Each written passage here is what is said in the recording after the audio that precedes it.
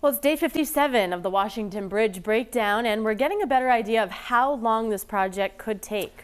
Yeah, it could take very long. Yesterday, Federal Highway Administrator Shailen Bhatt joining local leaders, a tour of the bridge, also the closed Gano Street off-ramp to take a first-hand look at exactly what's going on. And Kristen Burnell back in the same spot she was yesterday morning with more on what the East Providence City Council is expected to discuss about the bridge tonight. Kristen.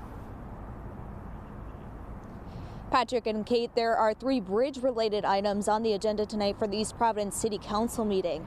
They are discussing the impacts that the Washington Bridge closure has had on traffic in the city, a discussion on traffic control related to officer intersection training, and traffic flow citywide in regards to the increased congestion. Now, this comes just a day after Federal Highway Administrator Bhatt toured the bridge alongside state and local officials.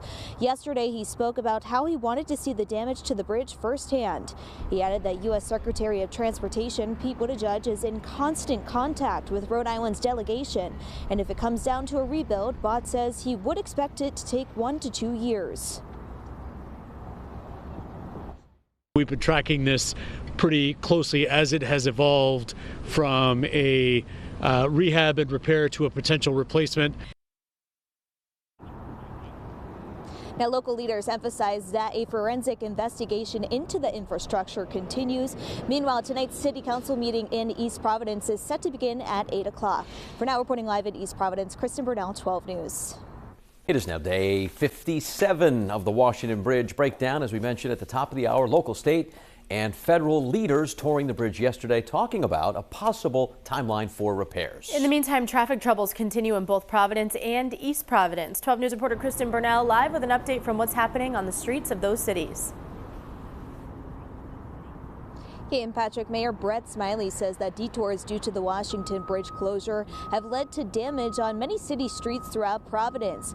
Potholes and cracks could be seen on the Washington Bridge detour route after crossing the Henderson Bridge. The city made emergency repairs this past weekend to fix the road and a crumbling retaining wall at a construction site on Gano Street. Mayor Smiley says damage is due to the tractor trailers and 18-wheelers driving through the area, so he's calling on RIDOT to limit who uses the detour route, and he is asking the state for resources to repave the road once the bridge is fixed. Trucks, unless they're making a local delivery, not be allowed to travel through the detour route. Obviously, if you got to make a delivery, school buses, garbage trucks, of course. But if you're an 18-wheeler that's trying to get from Massachusetts to Connecticut, there is no reason for you to detour down Angel Street and down Gano Street. It is tearing our streets apart. And RIDOT says they're having ongoing discussions with the city to try to mitigate the impacts of the detoured route, but they would not specifically say exactly what they are doing. Meanwhile, the governor's office says that they are reviewing the mayor's request to repave the detour route. For now, reporting live in East Providence, Kristen Burnell, 12 News.